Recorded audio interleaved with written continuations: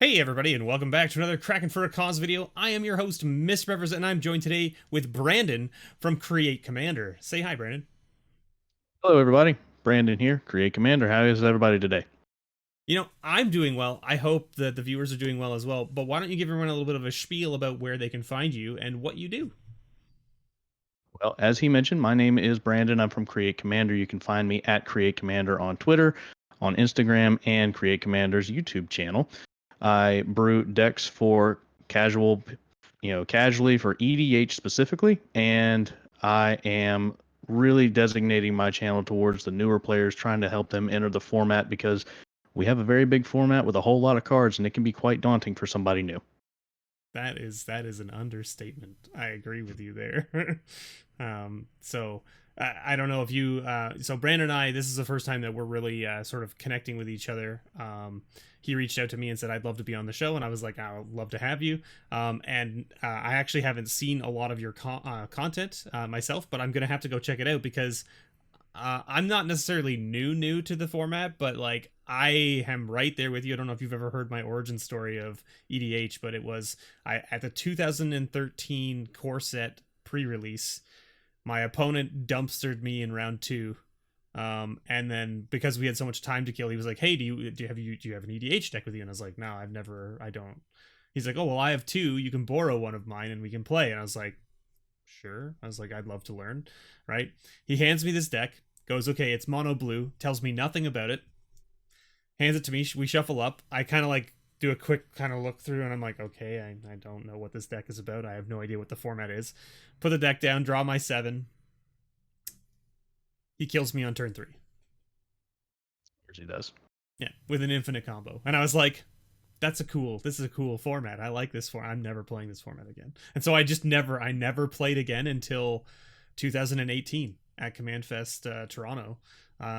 I played because I had met some other content creators from Toronto or Toronto area, and they were like, "You should come play Commander with us." And I was like, "Sure, all right." I was like, "I'll dabble, I'll see."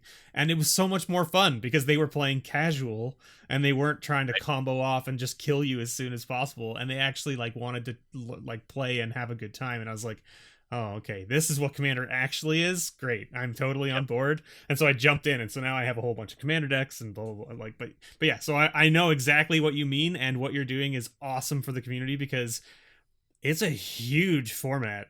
It is the pool is massive. If you don't know what you're doing, you're gonna get lost in the weeds for sure. Well, and a lot of what you said is exactly what I know a lot of newer players go through is they look at they borrow a friend's deck or they do whatever and they look at it and they go, I don't know what this is or what this does, and then they're completely lost. And the baptism by fire kind of thing where you're killed on turn three. It's like that's awesome. And if you're the type of player that wants to do that, more power to you, obviously. But some of the stuff you'll see on my channel is I like to brew fun little decks. Like I did a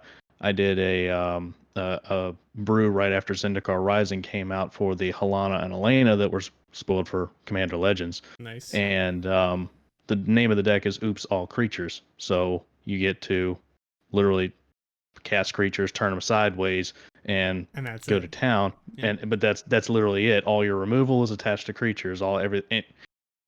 I do fun little stipulations like that. A lot of times I do my decks on a budget because $50, $100 budgets and stuff is a whole lot easier than trying to convince somebody to buy a Mox Diamond. And So everybody out there, just so we're clear, when you hear it's a budget deck at $100, don't be afraid. Yes, you're right. $100 is still a lot of money, but it commander is. decks can go well over $100 with just a single card, let alone Oh yes. multiples. So $100 is a really good budget. $50 to $100 is a great way to stick to a budget with a commander deck, and you can absolutely build things cheaper. You can. They just Oh, won't for sure. necessarily function as well as they could. That's all. But if you don't hmm care about that, it doesn't matter. It doesn't matter. And Um, like you mentioned, as long as you and your other competitors are on a similar playing level, everybody's going to have a reasonably, similar experience because you're all going to be in the exactly. same boat together. That's right. That's right. So we had our nice little sidebar here about EDH, and that's great. But we're here Yep. for Cracking for a cause, so let's get into Yes. that. For all of you out there who don't know, this series is a series that I started a while back with, where I bring on guests from other content creator channels, things like that, and we crack a pack for charity. And you might be thinking, how the heck do you crack a pack for charity? Well, the way we do it is we create a stipulation, we crack a pack. Winner picks the charity, loser donates. That's basically how we do it. So without further ado, Brandon, why don't you give everyone a little bit of a spiel about what charity you'll be sending my money to if you were to win today? Well, if I happen to be the winner of today's event, I live in the North Carolina state in the United States, and we have a center for missing persons here, and they're the ones that are responsible for the Amber Alerts and stuff like that if children go missing. I'm a father. I have 2 young girls, and my wife and I are extremely supportive of any charity that takes care of children. And in this particular case today, I'll be playing for the National Center for Missing and Exploited Children simply because they lead the fight against abduction, abuse, and exploitation of children. And their motto is because every child deserves a safe childhood. And I could not agree more. That sounds great to me. I'm totally fine with sending my money to them because I agree with you. And like you said, I mean, there's a division of this charity in your area, but it is nationwide as well. So I'm assuming there's something similar in Canada as well, where I am. So we probably have something quite similar as well. It's a great cause because I mean, kids deserve to feel safe, right? Regardless of where they are. Yes, every child should feel safe. That's right. So let's hope that we don't have to worry about that too much, but things happen, and it can be a very scary world. Yeah, correct. The internet is just a small piece, and the internet's already crazy enough, so we don't need to worry about the rest of it, but it's out there, so you got to be careful. Anyway, my charity, if I was to win today and send your money to, is a little bit different. This one is about rescuing, and this is specifically called Save Our Scruff, and it is a dog, and specifically, I believe it's mostly dogs that they rescue, but they rescue pets from essentially other nations that maybe can't support the wildlife and the animals and that kind of stuff. So they rescue essentially like street dogs and stuff like that and bring them here and, essentially foster them and then rehome them to a home that can actually take care of them and give them the love and attention that they need. So it's a great little local charity that was started around my hometown.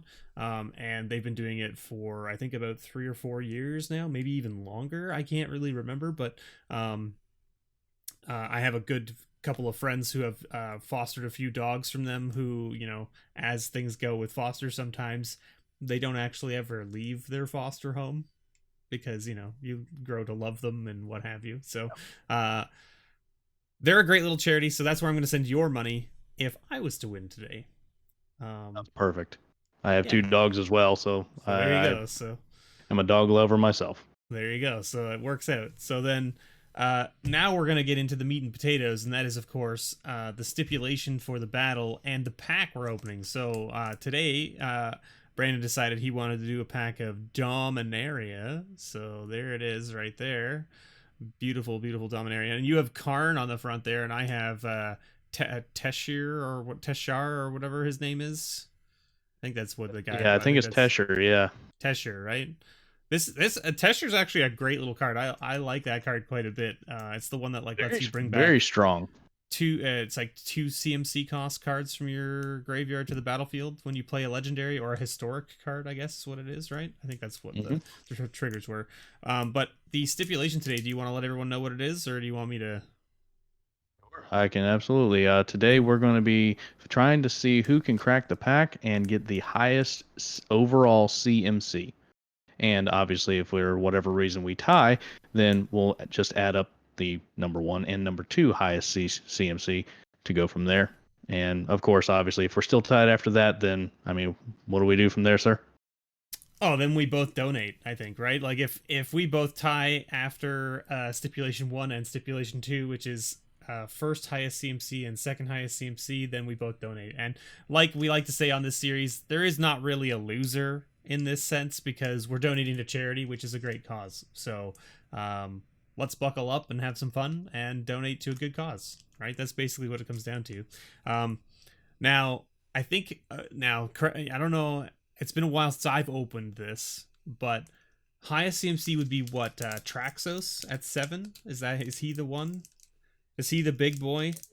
I think he is the big one. I can't remember. Because he's the legendary artifact for 7, right? But I don't know if there's another no, drop. I'm sorry. Traxos, I believe, is a 4-drop, but he's a 7/7. But he comes in tapped. He does the thing and cares about the historic stuff. He is a 4-drop. I'm just thinking of his power and toughness. I'm like, oh, he's a 7. He's 7 cost. He's not. This one had big Teferi in it. Muldrotha is 6/2 though, right? Yeah, I think so. And if I remember right. From this set, correct? Am I wrong there? I believe so. Yeah. So you had Muldrotha. I think you had big Teferi in this one. You had oh yeah, big Teferi, 5-drop Teferi. Yeah, that was a bane of everyone's existence in Standard for quite some time. Oh, yes. Definitely for a little while at least. All right. Well, I've got my pack open. So if you want to go ahead and crack yours there. We're going to show this off to you out there in YouTube land. And we're going to just try to keep track of the highest CMC one is really all we care about. So it looks like we both have a 3-drop here to start. So we're both tied right now with a 3-drop. And I've got a 2 here. Oh, you've got a... Oh, geez. All right. There's a big 6 mana common. All right. That's going to be hard to catch up to. Okay, so I've got Syncopate. That's I win, right? Because it's infinite. It's X. Oh, there you go. That's how it works, right? All right. Okay. So you got 2 there. I've got 3. I have 2 3s so far. That's my big. Oh, you got another 6-drop common there. My goodness. Oh, man. How am I gonna catch up here? It's just not gonna happen. I don't think. I just run it. Oh, here we go. My highest CMC now is 4. There it is. Okay. What's this Sphinx again? Oh, that's 5. This is this. You're still in commons, right? Yeah, it looks like you're still in commons. I think so, yeah. So I'm into uncommons now. Okay. I think this is my last common here. All right, so go ahead there. Yep. Yeah, there you go. Okay. Right, so you got the best one there. 0 right. converted mana. And mine was a Goblin War Chief, which is a good little card, but CMC is not for sure. very high. So I don't think I can even come close here, right? Because you got 2 6-drops commons, and I didn't even get any 6-drop at all. So your rare is a Woodland Cemetery, which is nice. That's a pretty good rare. And mine is a Mishra's Self-Replicator, which is 5. I'm up to 5 now. There you go. 5 CMC. And then... Oh! Your legend. Oh, you got a foil first. So you have a foil, and then your legendary card should be after that, right? Is that... Yeah, there you go. Yep. So I ended up with Tiana, and you ended up with Baird. Baird, who is a 4-drop. And... Swamp. Wait. Oh, hold on a second here. Are you ready? This is actually foil. That's a foil Tiana. Couldn't even see it. So I was like, oh, weird. That is my legendary, right? So okay, but I actually have a Whisperer behind it as well. So I pulled the card away and I was like, wait, why do I have 2 legendary things in this pack? Because the Tiana is foil. But yeah, so I don't even come anywhere close. You have 2 6-drops in the common slot, and my highest mana cost is 5 in my rare and my foil legendary. So that means that I'm going to be donating to the Missing Children Foundation. Is that what that's called? I can't remember the name. Missing and Exploited National Center for Missing and Exploited Children. That's the one. So you guys should see a little pop-up here in the middle of the screen saying thank you for my donation to that charitable cause. And that's it for this week's episode. A big shout out again to Brandon for joining me. And Brandon, why don't you give everyone a little spiel about where they can find you again, just in case they fast forward to the end. You can catch me on YouTube at Create Commander, on Twitter at Create Commander, and Instagram at Create Commander. I keep it pretty simple. Awesome. It's always good to have all your branding the same across all the platforms, right?